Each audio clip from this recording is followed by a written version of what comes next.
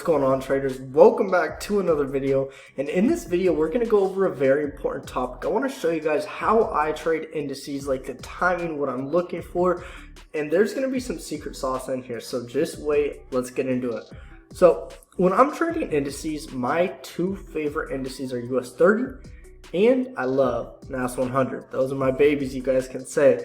And the cool thing about the indices is they correlate very, very well together, especially with the New York session. So during the New York session is where you're overall going to see movement more so on the indices.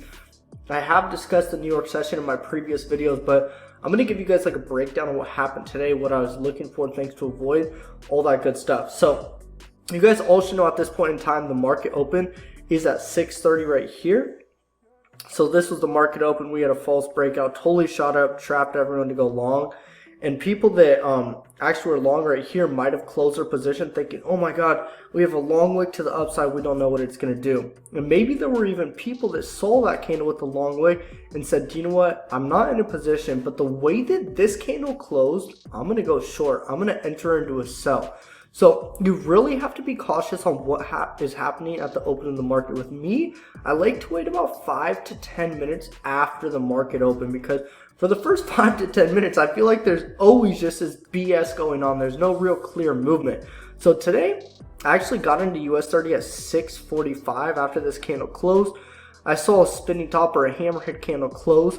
And the thing that you guys need to take into consideration when you're trading US30 is the pip count is way higher than Forex pairs. So if you were to have entered on this trade right here, this candle after it closed, you would have had a 700 pip stop loss. Now with me, when I'm trading indices, I usually just trade at the bottom or the low of each candle. If I'm buying, that's where I'm gonna have my stop loss, and then I'll have my stop loss at the high of the previous candle. So right here, that candle's width was 435 pips. So my stop loss probably would have been like 450, 500 pips just to be safe. And then for the first 5 minutes, it did have a little consolidation. And then the next candle completely broke out. This is when I started to see my good profit on this trade right here. I think I caught like 500 pips. Yeah, so I held it into this candle too, but this was my ideal setup. So with me, like I said, I'm waiting for that false breakout to kind of die down. And also when I'm trading indices, I love to have both charts simultaneously side by side. So I'll have the minute 5 on the left, and then on the right, I'll have the minute 15. Okay, here's the chart right here. So this is the market open. We did see today too that right at the market open, this is why you can use the minute 15. And what I suggest you guys do is kind of back test it to see how it's working. So I look at the 6:15 candle on the minute 15 chart, and I see how it closes at 6:30. Now, like I said, during the market open, sometimes there's a false breakout. So it didn't intrude the low of this candle right here. There was a beautiful doji, and then after that doji, a nice push up. And we had 3 straight blue candles to the upside, or I should say green candles, because we would be in mad profit. But very nice trade how that played out there. So something that you can do is kind of position yourself at the markets or in the markets right at the market open. See how the 6:15 candle closes on the minute 15, and see if that gives you confirmation whether it's going to be a good buy or a good sell. Okay. Now let's go to NAS100 so we can see the market open. I actually did go into NAS2 for a long position. It was at 6:45. So right here we can see we're going to actually line this up to see how these candles close, because if we're looking at the 5-minute chart at 6:45, that's when a minute 15 candle is going to close and a new one's going to open up. So right here at 6:45, I got beautiful confirmation on NAS right here. Beautiful spinning top close, rejected our 20 moving average, and that was a nice continuation candle right there, because if this was going to drop, this candle would have made it drop. The next candle that closed after that 5-minute candle, like that's a doji right there. That's a reversal candle.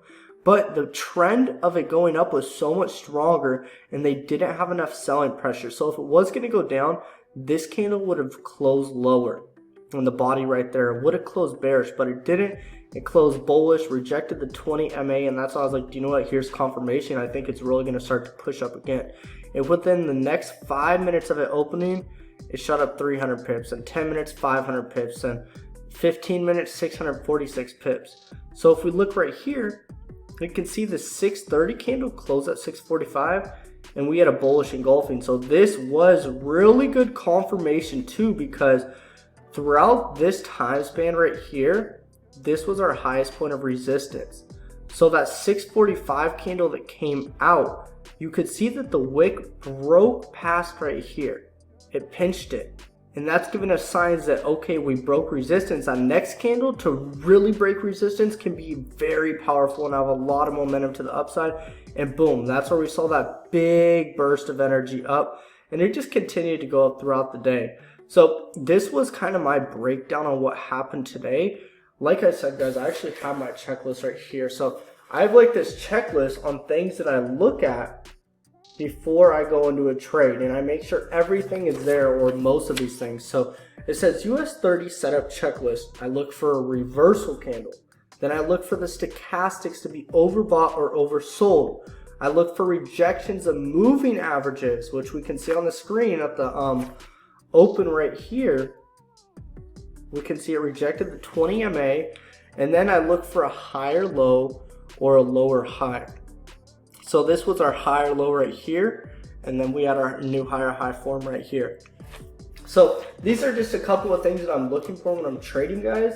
Hope you guys got value from this video, and if you are new to my channel, hit that subscribe button, turn on the notifications so you know when I'm posting a video, and go back over my previous videos. And if you guys want to learn how to trade, I do have a paid training below, rorfx.com, or there should be a free training below in the link. It should say free course or paid course, whatever you guys want to do, check it out. Also follow your boy on Instagram. See you guys later. Peace.